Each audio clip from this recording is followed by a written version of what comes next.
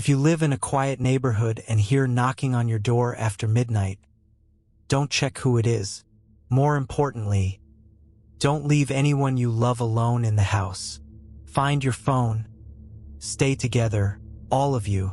I'm recording this right now from the police station. I just want to warn you. So what happened to me last night doesn't happen to any of you tonight. My wife and I lived in a very quiet neighborhood, the kind of place where kids play in the street safely, where neighbors know and care about each other. We'd pull up slowly in our car, waving to folks sitting on their front porches. It was an ordinary day just like any other before it. We got out of the car and chatted with Mrs. Parker and her kids who live next door. Since we moved here, this has been the life I've always dreamed of. Now at 30, I can't believe I'm actually living it. We went inside and started our evening routine. We made dinner together and ate. I always love cooking with her. We settled in the living room to watch TV. It was a quiet, ordinary night. After a while, we decided to head upstairs to bed. She went into the bathroom for a quick shower before bed, while I got straight into bed, reading my favorite novel for probably the 20th time. I could hear the ceiling fan whirring above me and the water running from the bathroom. Despite all these sounds, I could still hear the noise coming from downstairs. I turned off the fan to make sure of what I'd heard. I put my book on the nightstand and whispered to myself, "Who could that be?" I put on my robe over my pajamas and headed downstairs. I heard my wife say something from the bathroom, but honestly, I wasn't paying attention. I was just focused on getting rid of whoever was bothering us downstairs at this hour. I walked down the stairs, seriously annoyed.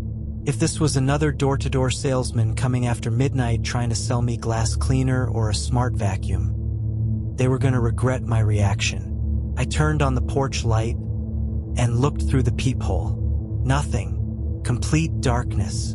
I switched the light off and on again. Still darkness. The porch bulb must have burned out and needed replacing. I opened the door and looked outside. Nobody there. I looked left and right, still nobody. Strange. Maybe I imagined it or something. I walked a few steps outside and looked down the street itself. The street was empty, like we were living in a ghost town, though probably just neighborhood kids playing a prank on me. I went back inside and locked the door securely behind me.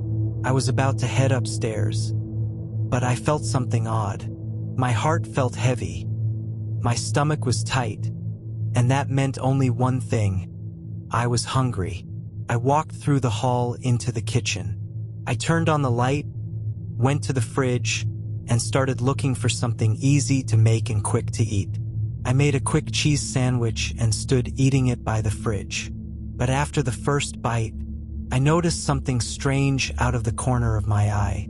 I noticed the kitchen window was open. Since we'd moved into this house, neither of us ever opened the kitchen window. I tried to find a logical explanation for why it would be open now. I remembered my wife once told me she gets hot when doing dishes. Maybe she opened it to get some air. Maybe. I finished eating, closed the open window, and started heading upstairs. I could still hear the water running from the bathroom. I entered the bedroom, calling out to my wife loudly, "Did you notice anything strange in the—" I couldn't finish my sentence. The bathroom door was open, and the bathroom itself was empty. The water was indeed running, steam filling the room, but nobody was inside. I turned off the water and searched for her. She wasn't in the bedroom or bathroom. I called her name loudly. No response. I was about to leave the room when I noticed something strange on my book on the nightstand. A piece of paper, folded in half and placed over the book like a tent. I grabbed the paper and opened it. The first thing that caught my attention was blood. A faint bloody fingerprint on the edge of the paper. My heart nearly stopped as I read the message. "She's still in the house. Find her. I read those 6 words over and over. I searched the house multiple times.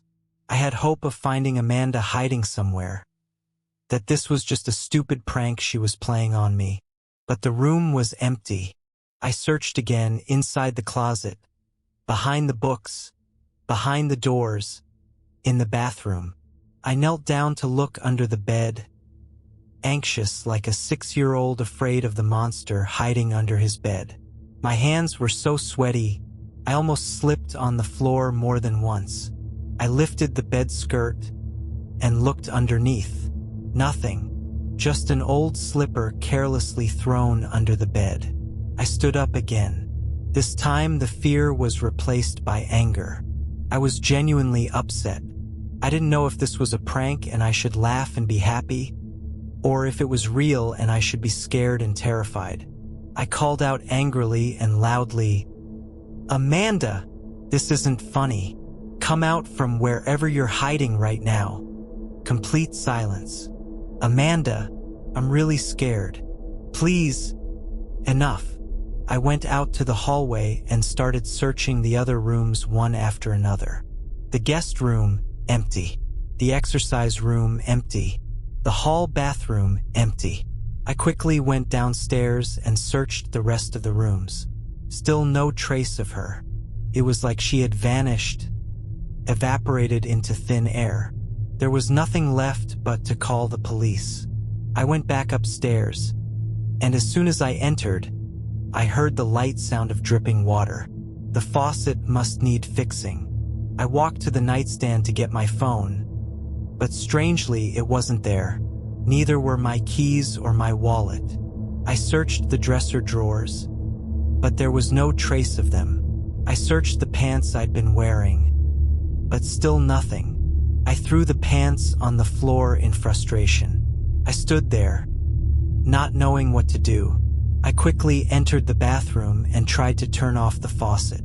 The sink was dry, and the dripping sound wasn't coming from the bathroom at all. The dripping sound was coming from outside. I started moving slowly around the room. The closer I got to the bed, the louder the dripping sound became. Very slowly, I knelt down and lifted the edge of the bed skirt. With each drop hitting the floor, my heart skipped a beat. I lowered myself further and looked under the bed. That's when I saw it. Puddle of blood. A pool of blood in front of me under the bed. The dripping was coming from right under the bed. I slowly raised my eyes upward and saw her, pinned to the underside of the bed, with 4 knives through her limbs. The look of horror on her face could have stopped my heart. But the knives weren't the source of the blood. Her slashed throat was. I couldn't believe what I was seeing. Fear paralyzed me, like I couldn't comprehend what my eyes were showing me. I started removing the knives that had pinned her under the bed. She fell to the floor, and I pulled her to my chest, crying. My wife, my love, the love of my life, my whole life, slaughtered in my arms. I held her tight and started screaming. I spotted a note under the bed. It seemed to have been stuck to her, and I hadn't noticed. I extended my trembling hand and grabbed the paper. I couldn't see well because of the tears filling my eyes. This time, too, there was a bloody fingerprint on the edge of the paper, like it was his signature he was proud of. But what I read this time stopped my heart with fear. What I read this time is why I fled the house without her body. The note said, "Good job. Now guess where I am. The inherited house. About 3 months ago, I found out my uncle had passed away. We weren't that close, which is why I was surprised he left me one of his houses in his will. All I could think about was that I needed to sell this house as soon as possible. I'm sorry, but I'm a new father of twins, trying to save up any steady income to help with household expenses. To sell the house faster, I decided to travel there and stay in it until I found a buyer. Luckily, I work from home, All I need to work is my phone and laptop. I arranged everything and traveled. But alone. Unfortunately, my wife had to stay home due to work commitments and to take care of the kids. At first, I was excited. It felt like a little trip. I hoped it would only take a week, maybe less. But unfortunately, it took much longer. The realtor assured me he'd handle everything and close the deal as quickly as possible. And here we are, a month later, and I'm still here. From the moment I arrived, I noticed something wasn't right. Like my things, whenever I'd leave something somewhere, I'd find it somewhere else, as if they were moving on their own. Sometimes I'd see shadows moving in the house. I'd catch them out of the corner of my eye. But when I'd look, there'd be nothing there.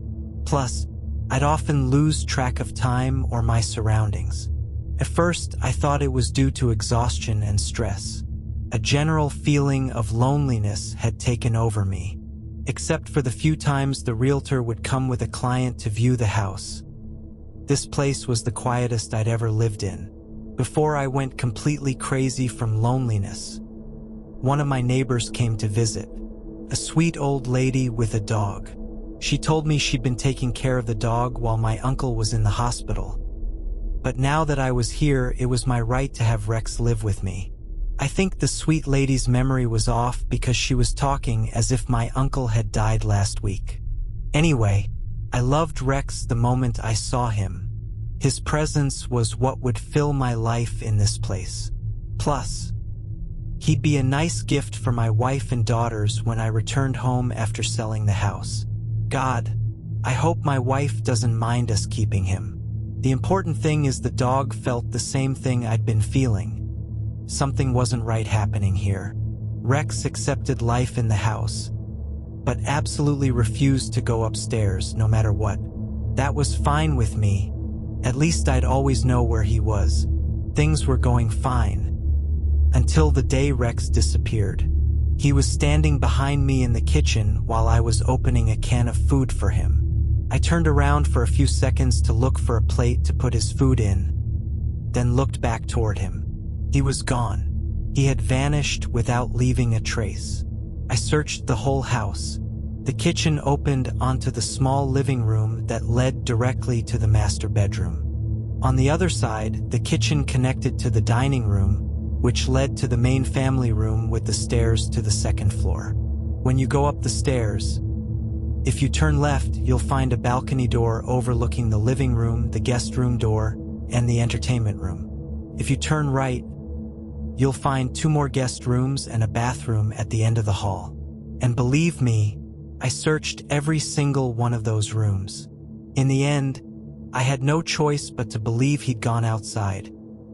Even though all the house doors were locked and there was no dog door, I left the house and searched everywhere in the neighborhood for about an hour.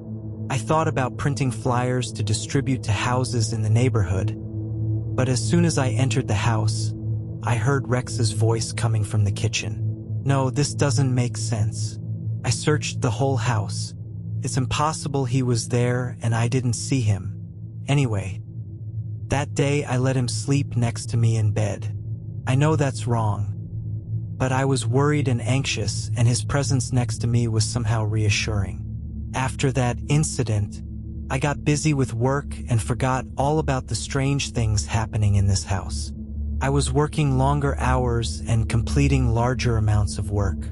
This was very good for my future and is what made me tolerate the work pressure. Sometimes a work file would disappear or I'd miss a phone call and wouldn't find them or notice them until close to bedtime. Sometimes I'd get so busy, I'd lose track of time or my surroundings, to the point where Rex would be screaming from hunger sometimes. That's why I started setting alarms to remind me of Rex's feeding times and important client work. My work was going well, but my health wasn't well at all. Being busy with work made me sometimes forget to eat and sleep. When I'm with my wife at home, there's someone to remind me of meal times, someone to talk to and entertain me. But here alone, I can't take care of myself or even take care of the dog. Rex was screaming from hunger, when suddenly we heard the sound of a door slamming loudly upstairs, for the first time since Rex entered the house. He ran quickly upstairs. I was about to call the police, but I felt that would be really stupid. After a while, I started doubting I'd heard the sound at all. And even if there was an intruder who broke into the house, surely Rex would make noise upstairs and then I'd know. So I gathered my courage and stood at the bottom of the stairs, holding the only weapon I had, a frying pan. The upstairs was completely dark. No light except moonlight. I could see Rex standing in front of the bathroom. I'm sure I closed all the upstairs doors properly. But now the door was wide open. I turned on the hallway light. Nothing happened. It was very dark and I didn't know what to do. I raised the pan up and walked slowly toward the bathroom door. There was no window inside, so the bathroom was completely dark. I was terrified. Rex stood in place as if frozen. Maybe that was a good thing. He was completely quiet and not barking yet. Finally, I entered the bathroom slowly. It took some time for my eyes to adjust to the darkness. The bathroom was narrow and small, so I was reassured it was nearly impossible for anyone to hide inside without me noticing. My heart started to calm down. I took a deep breath and took a step forward, but I stepped in something sticky. I realized then, suddenly, that my phone was in my pocket. Very quickly, I took it out and turned on the flashlight to see what my foot had stepped in. But as soon as I saw what I'd stepped in, as soon as I saw the sticky red color on the floor, the phone immediately fell from my hand. I went downstairs to the ground floor at maximum speed. I felt Rex running behind me in fear. This time I had to call the police. Luckily, there was a patrol car near the house. Within minutes, 2 officers were standing in front of me. Their powerful flashlights lit up the house in seconds. But when they tried to turn on the light, it worked normally. No problem with the electricity, but there was a problem with the plumbing. They called me from upstairs to see the pool of sticky red liquid.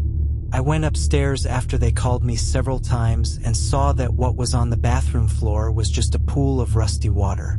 They said the reason was probably a broken pipe, and they laughed at how scared I looked. But I understood their position. Honestly, they gave me the phone number of a plumber they said was really good. But unfortunately, I'd have to use the landline downstairs to call him because my phone broke from falling in the water. I said goodbye to them after promising I'd call the plumber. But right now I'm too exhausted. I'll call him early tomorrow morning. And even though I can't sleep from anxiety, at least I sat down to finish some work and things that were overdue.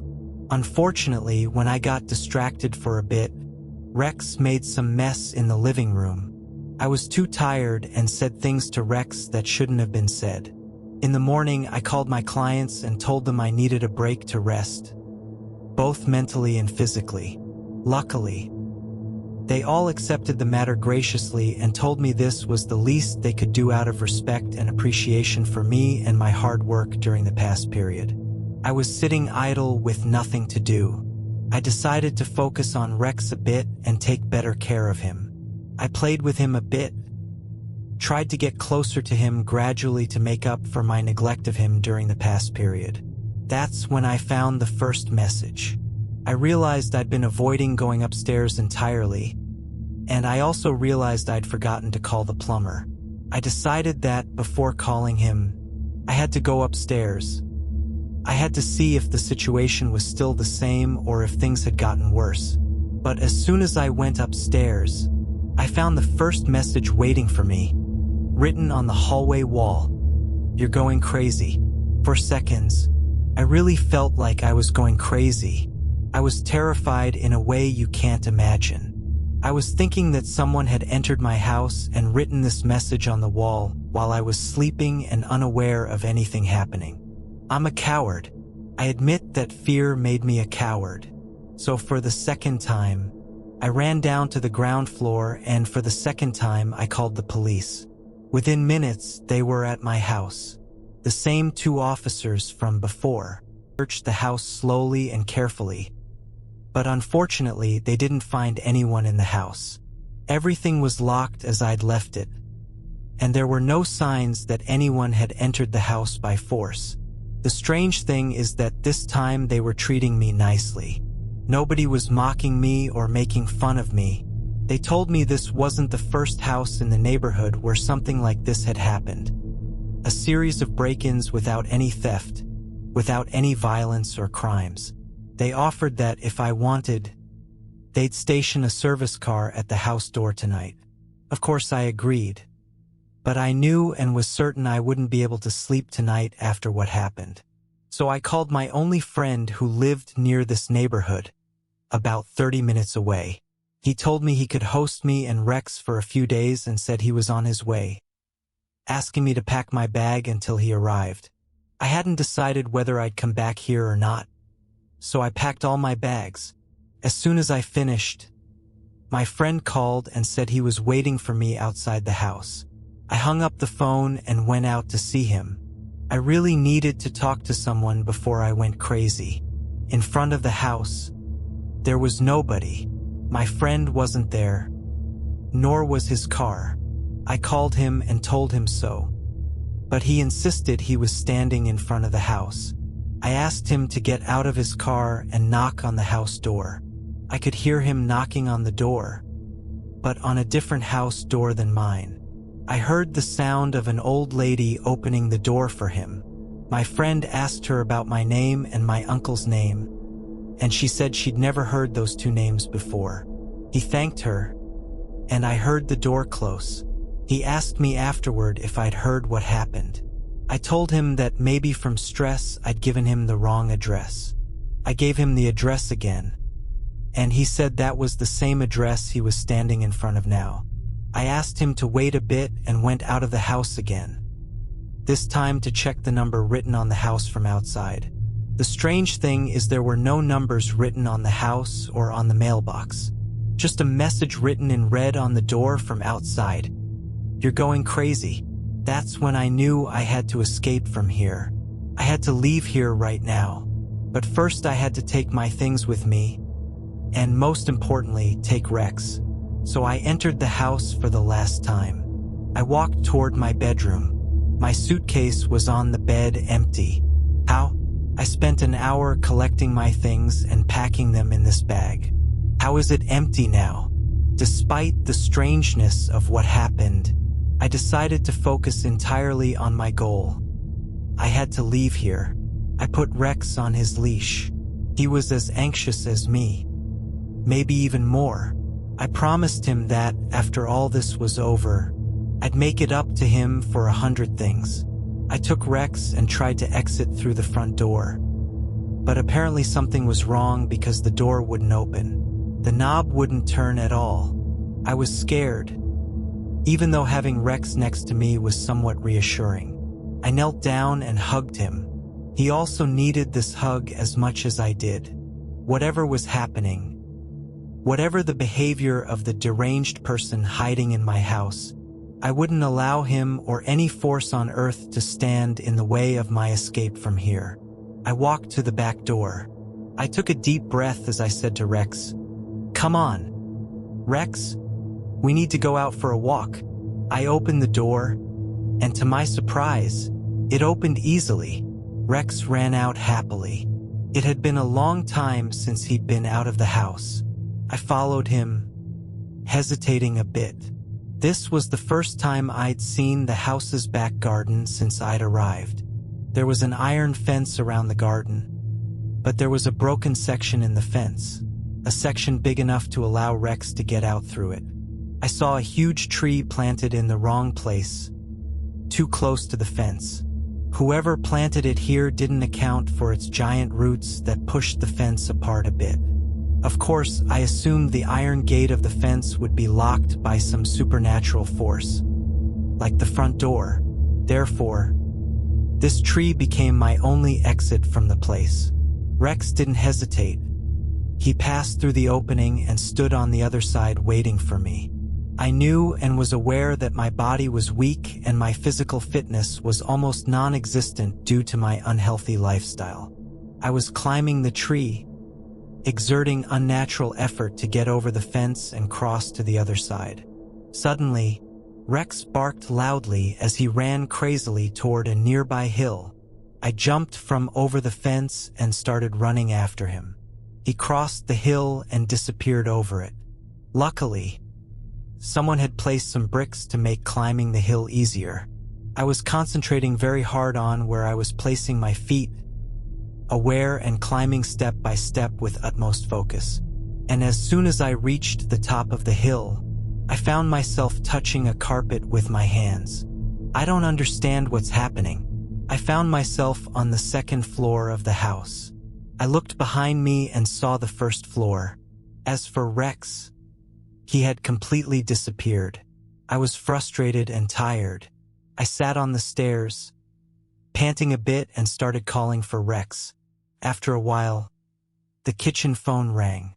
Whatever ghosts were playing with me and whatever their power, my wife's voice made me feel happiness and hope. Her voice was full of worry. She said she was worried when a long time passed without me reassuring her about myself. I myself couldn't remember the last time I tried to call her or reassure her. She told me that my clients were complaining because they hadn't heard from me for about a week. I was thinking of calling the police after I hung up with her, but something in her words made me confused. I asked her, "What do you mean?" I told them I'd take a week off. "Honey, you were supposed to start work as soon as you got there." I did and finished all my work, and then I asked them for a week off to rest from work pressure, and they agreed. Seconds. "How many days have I been here?" "Honey, you've been there 9 days." My heart skipped a beat. I said to her without hesitation, "Okay, listen to me carefully. You need to call the police. Something wrong is happening here. I probably need an ambulance quickly. That's it. That's the only logical explanation for everything that's happening. I might be suffering from a neurological inflammation problem or a brain tumor. Whether it's this problem or that, both are much better for me than being convinced of the idea that I'm living in a haunted house." I heard her voice asking me, "Honey, are you okay? Is something?" I spotted something moving in the corner of the kitchen out of the corner of my eye. I tried to hold myself together as I said to her, "Yeah, I'm fine. I just need help. Something's wrong with this house. You're saying very strange things. Listen to me carefully. Call the police and tell them my name and my uncle's name. Tell them to come to the house as quickly as possible with an ambulance. Please, you have to help me. I have to help you. I have to help you very much. I have to help you very, very much." I looked at the phone receiver in astonishment as I still heard my wife's voice, which was full of sarcasm as she mocked me in a way I'd never heard before. She continued sarcastically, "Does your tummy hurt? Honey, when was the last time you ate? Do you think Rex tasted good or bad?" I quickly hung up the phone, but I knew very well that this voice, whoever it was absolutely right. My stomach was hurting, and I couldn't remember the last time I ate. Suddenly, I heard Rex's voice barking from upstairs. I started running toward the upper floor and noticed my feet were full of cuts and bruises. I started feeling terrible pain in my feet, but I decided to resist the pain and ignore it completely. I went up the stairs quickly. Rex was in front of the bathroom, lying on his side on the floor, looking weak and malnourished compared to the first time I saw him. And on every wall of the hallway and corridor and ceiling, the same sentence was written, "You're going crazy." It was written in a frightening red color. Now I'm absolutely certain it was written in blood, because it was still dripping on the floor. I walked to Rex and picked him up. I heard a loud knocking sound coming from the front door. If I hadn't been carrying Rex, I would have jumped from my place from fear. After moments, I heard the door opening and whoever was at the door announcing their identity. The voice was familiar, specifically the voice of one of the two officers who had visited me twice before. Why don't I remember his name? I told them in a loud voice that I was on the upper floor. Suddenly, I felt the hallway's length increase beyond normal. It became much longer than before. And despite Rex's thin body, his weight was very heavy.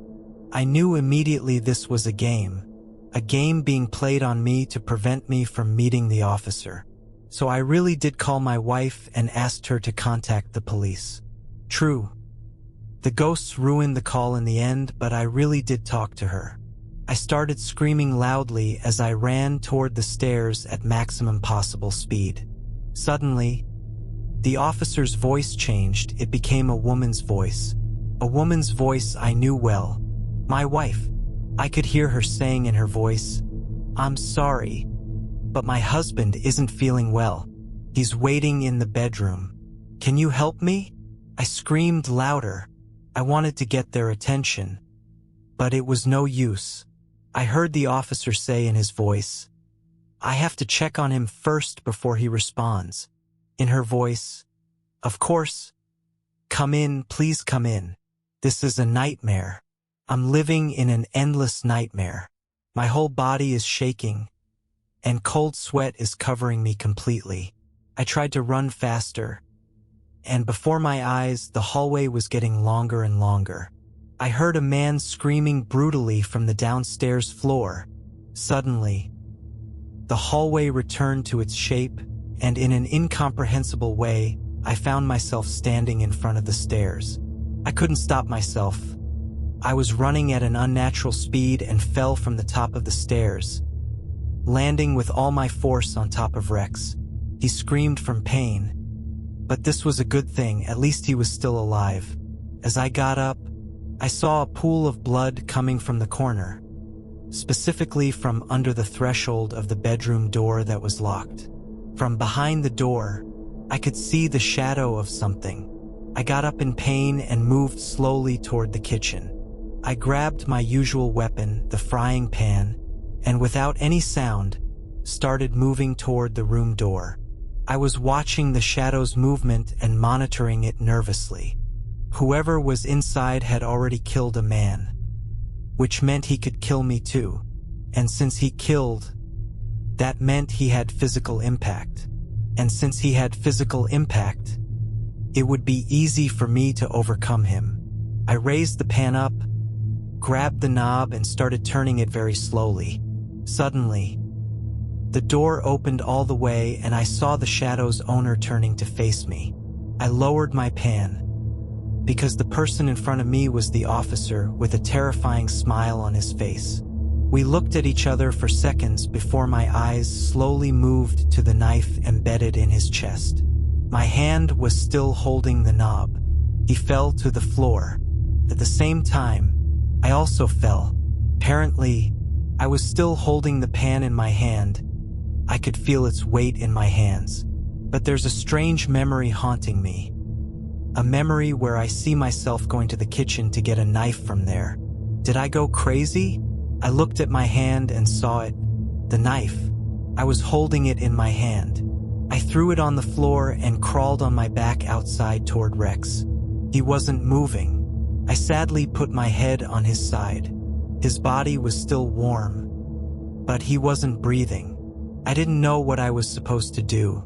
I sat in my place without moving. I was lazy, tired, and exhausted. After a while, I lazily walked until I reached the living room.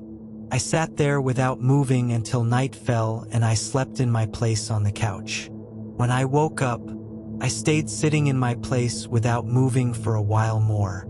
I didn't know what I was waiting for, but the whole time I was sitting there, nothing scary happened.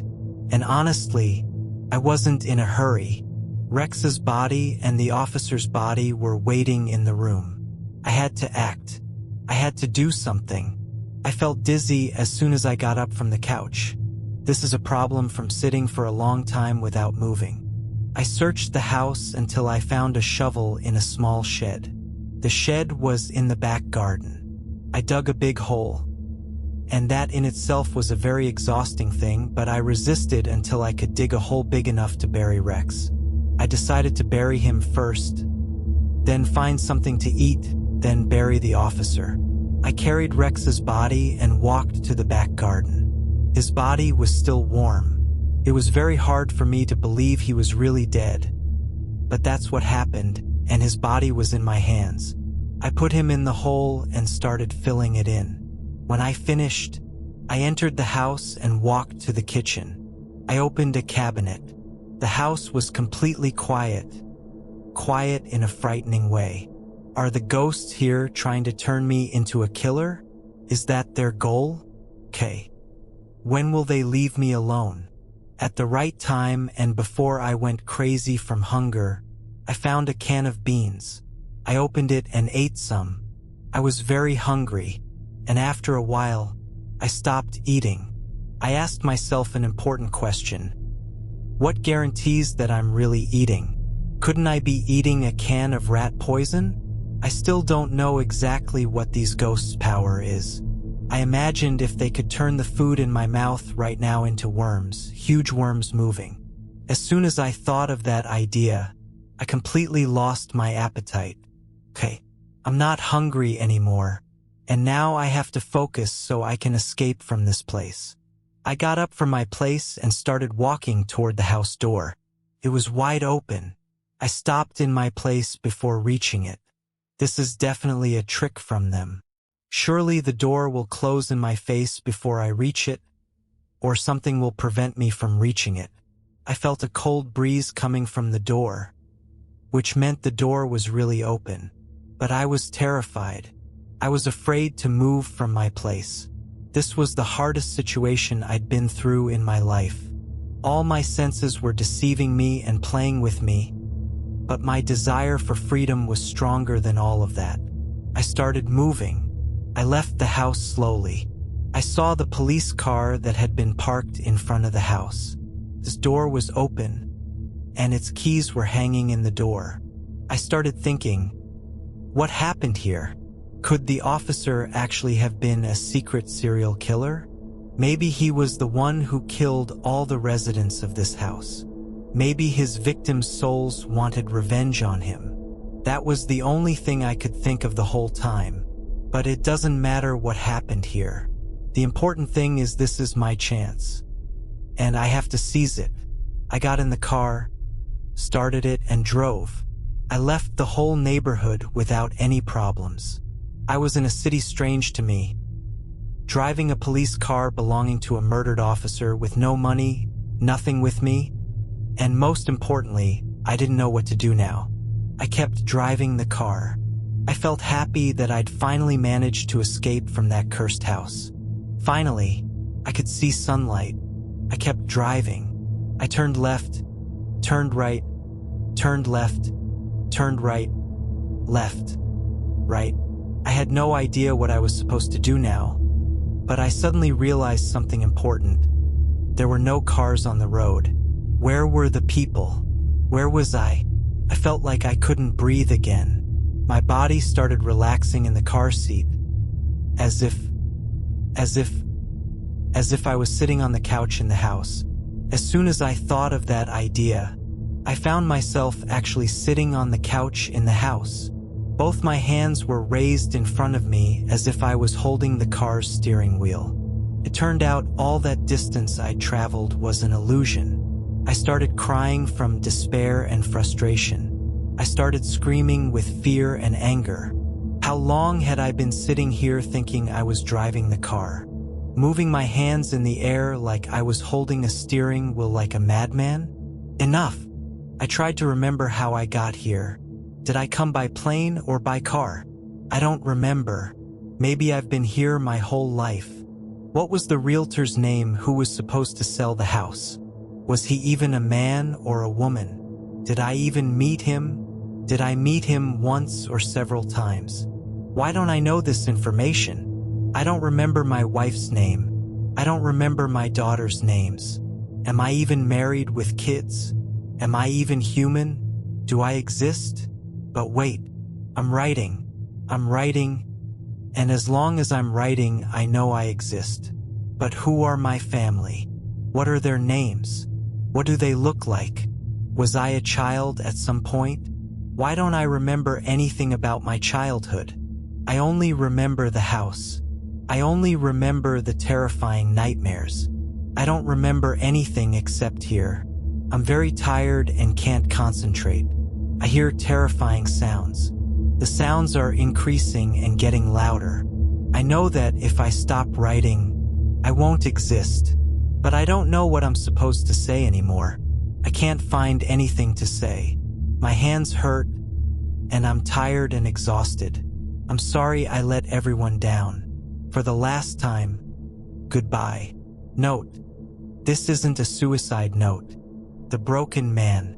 On the outskirts of Old County Road, on a narrow, small road that passes between the mountains and intersects with the main road that runs through the middle of the town. Here, the road itself isn't distinctive. There isn't much we can write about it.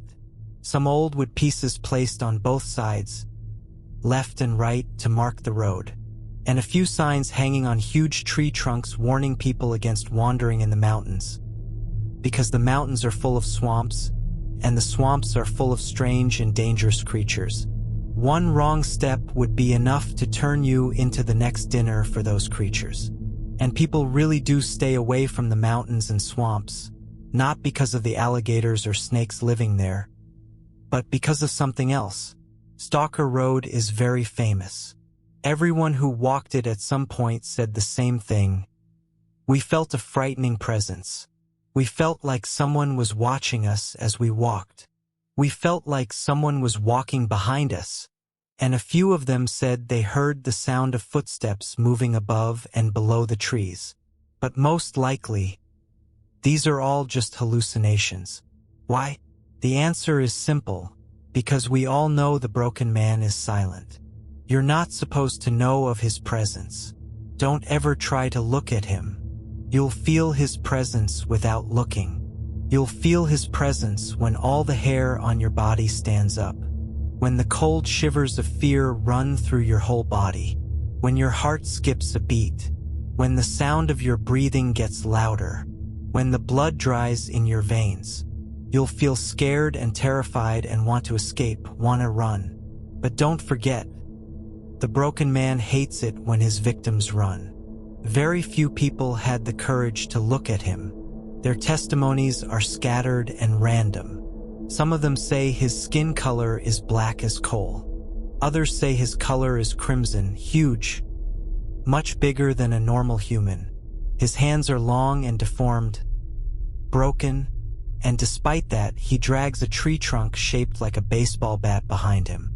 But the scariest thing about him is his head, tilted severely over his swollen neck. They say that if he sees you looking at him, he slowly raises one of his fingers and puts it in front of his lips. Shh. Quiet. The story of the Broken Man is closer to a scary story people tell each other than a terrifying legend in reality. I mean, none of us have seen him, but each of us knows someone who has. Year after year, people add new details to the story, increase the number of victims, and draw motives for his character. But none of us know who he is or where his body is. Every time someone new disappears, he's always the first suspect and always the first one everyone accuses. I've hated Stalker Road my whole life, since I was a small child and started hearing about the story of the Broken Man. I used to have nightmares because of him. I'd see him chasing me, walking behind me, staggering and limping on his broken legs, his tree branch dragging on the ground behind him. I could see his face clearly, his yellow broken teeth and his red eyes. But luckily, I'd wake up every time before he caught me. Even though they were just dreams and nightmares, I always avoided this road and chose the long road that goes around the mountains instead. True, it's much longer, but it's also much safer. My friends were always teasing me and bothering me about this. But if I tried to confront them and challenge them, none of them dared to set foot on that haunted road or even walk one step on it. And when I grew up, I was still afraid of the broken man to the point that I continued avoiding this road. When I was 19, Darla Shirley disappeared. The last time they saw her, she was walking toward Stalker Road. The police opened an investigation into her disappearance the very next day. Plus, search parties spread throughout the place. Almost all the townspeople participated. They all had hope of finding the girl. Everyone knew her fate, but nobody had the courage to speak or say what everyone suspected. In a small town like this, there aren't many places a girl can go or disappear. In situations like these, people prefer to be realistic. They search for solutions that fall under the category of logic. They said she might have run away from her family, even though she was living a happy and stable life. They said maybe a stranger from town kidnapped her, or people assumed a worse assumption, maybe someone from town kidnapped her. But there was also another solution, a solution nobody had the courage to say out loud. But people whispered it to each other in closed places and private gatherings. The broken man.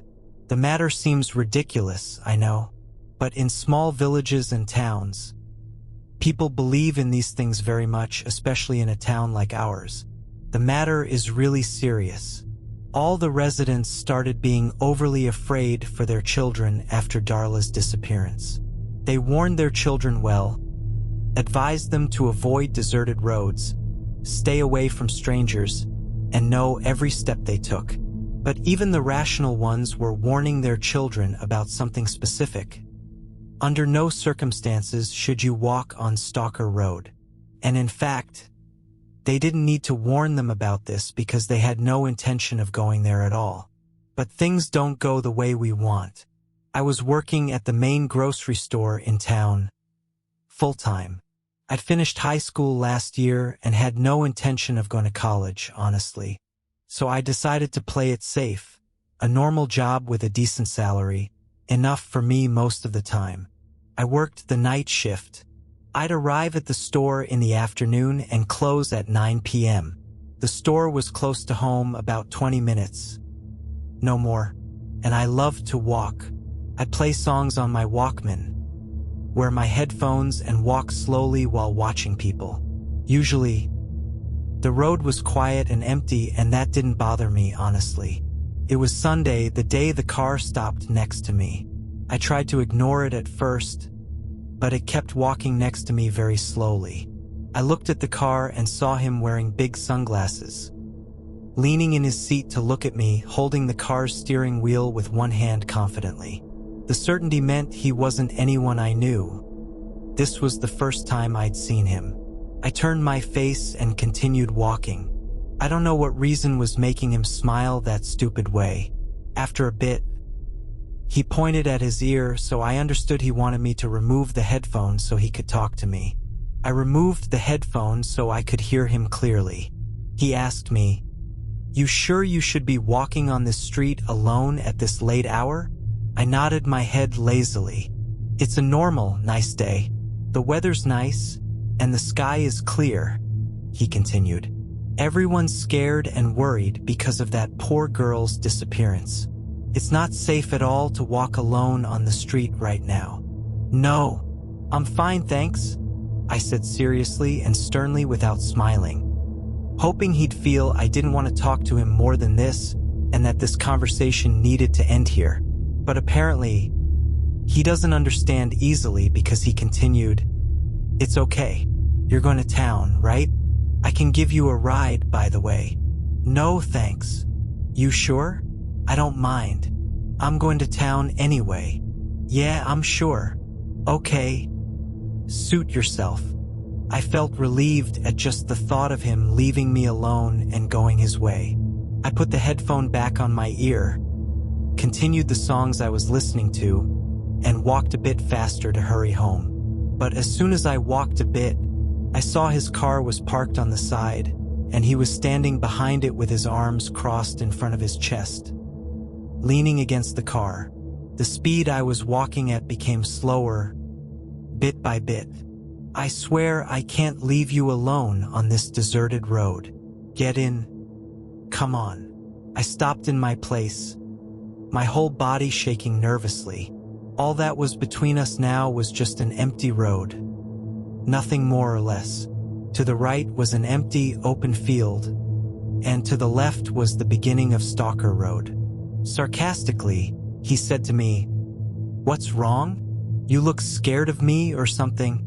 He moved a step closer to me, and before he took the second step or understood what was happening, I had entered Stalker Road among the trees. I heard him running after me and calling out to me, but suddenly his voice changed. I heard him calling out to me angrily, running after me. I could hear the sound of his footsteps on the ground. The Walkman headphones were around my neck now. I screamed in fear when he grabbed my hand forcefully. The headphones broke and fell to the ground. I pulled my hand away from him as I ran, not knowing what to do. I didn't know which was louder, the sound of my terrified heartbeat or the sound of his footsteps running behind me. Quickly, he reached me again. Out of the corner of my eye, I spotted a black entity moving between the trees. I fell to the ground forcefully. He had thrown himself on me, and we both fell on top of each other and rolled in the dirt. I tried to distance myself from him, but he was holding my hand with utmost force. He grabbed me by the neck, couldn't breathe. He planted his knee in the middle of my back and pulled my neck backward, whispering, "Why are you resisting? What's this?" He pulled my neck more, and I felt my back was about to break as he continued. "Darla was polite and didn't resist me. I want you to do the same. What do you think?" I felt movement to the right. He was so focused on me that he didn't see it. I moved my eyes desperately toward the source of the movement. I had hope of finding someone coming to help me or save me from him. But what was in front of me was something different. Something huge, much bigger than a normal human. It stood without moving, hiding behind a tree trunk. The skin was dark black.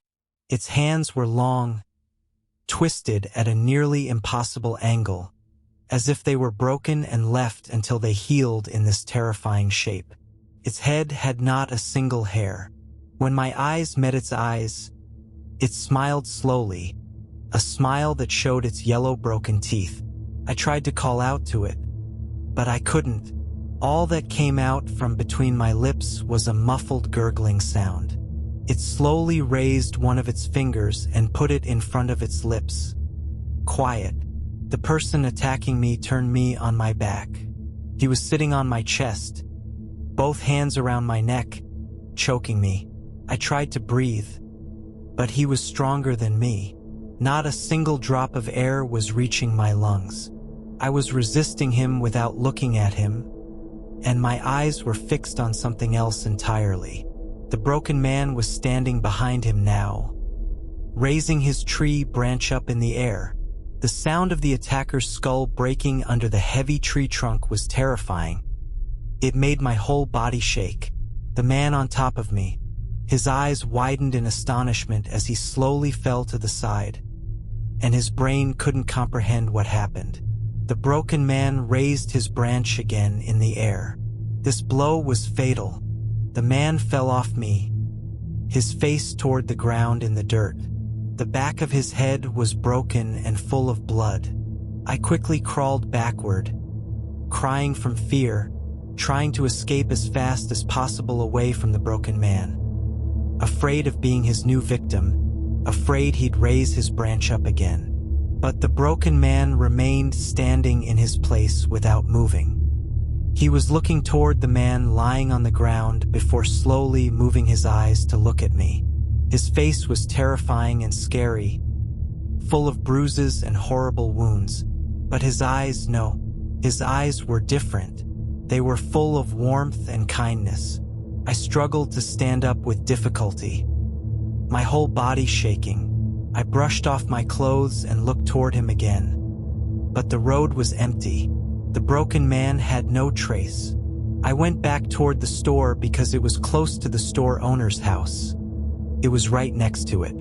I knocked on it, and as soon as he opened the door and I was reassured by his presence, I couldn't resist anymore. I fell to the ground and immediately fainted. The man who was trying to kill me was named Edgar. They found him dead in the middle of the road. The forensic report says the cause of death was a strong blow that led to his skull being broken. He was living in a village near our town. When the police searched his house, they found the remains of Darla's body in a shallow grave in his backyard. Forensics also said I resisted him and pushed him, so he fell on his head and got this injury. And I agreed. If I told what happened, they'd call me crazy. But now I'm revealing to you the truth of the matter that occupied me for many long years and made me spend all my time searching for the truth of the broken man. After many long years of research, I reached the truth. At that time, there was no internet yet. I was searching in newspapers, books, references, research, and articles, but many long years passed without me reaching anything, until finally I found what I was looking for. It started with a small article in a local newspaper that was published in 1830. A small piece of news about the celebration of catching the escaped slave Elijah Matheson. They caught him, tortured him, and hanged him at the town gate after a long and violent chase. The execution took place in the mountains here. The charge: aiding and inciting other slaves to break the law. That was the thread. Searching by name led me to another article telling another version of the same story with slightly different details. The beginning of his life wasn't known, except that Elijah was enslaved on a plantation 30 miles south of town. In the summer of 1829, the plantation mysteriously caught fire, and after that, chaos ensued. A large number of slaves escaped from the plantation, including Elijah, of course, who was the leader of a group of escaped slaves. On the escape journey through the wilderness, they discovered a plantation with a place that was used as an underground railroad station. The plantation people provided them with shelter and agreed with them on a way to smuggle them to the next station quickly. But Elijah decided to settle here, despite his proximity to his former plantation and his risk of being discovered and caught. Nevertheless, Elijah chose to settle. He started working as a worker at the railroad station. He would meet groups of slaves escaping from the places they were enslaved in the middle of the mountains, and help them reach safety. Truth be told, Elijah was smart.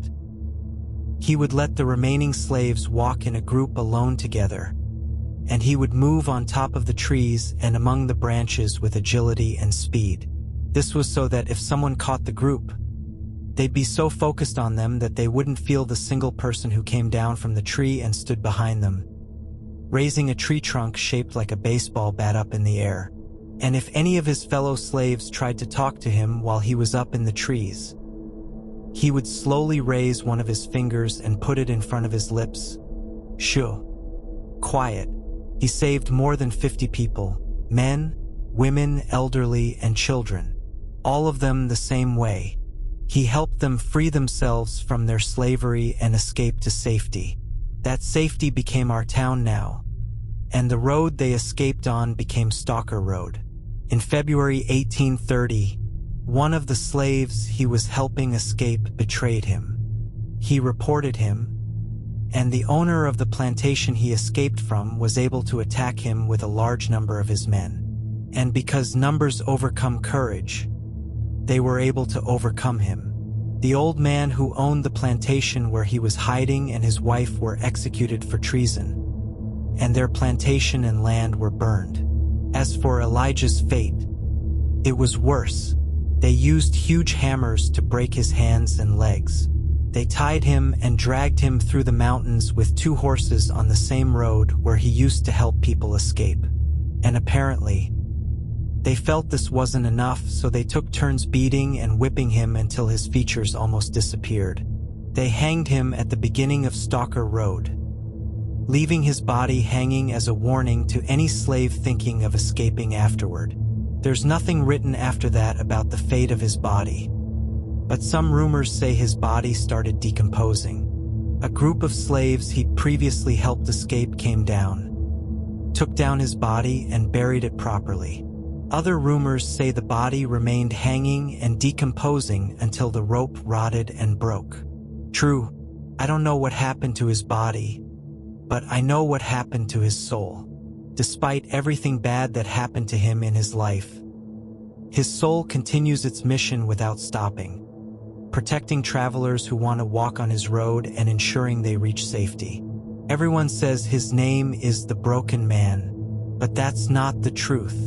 He was beaten, tortured, and executed, but he was never broken. That's the truth. And the truth will be my mission. I'll make sure everyone knows it. This is Elijah Matheson, the Unbroken Man of Stalker Road.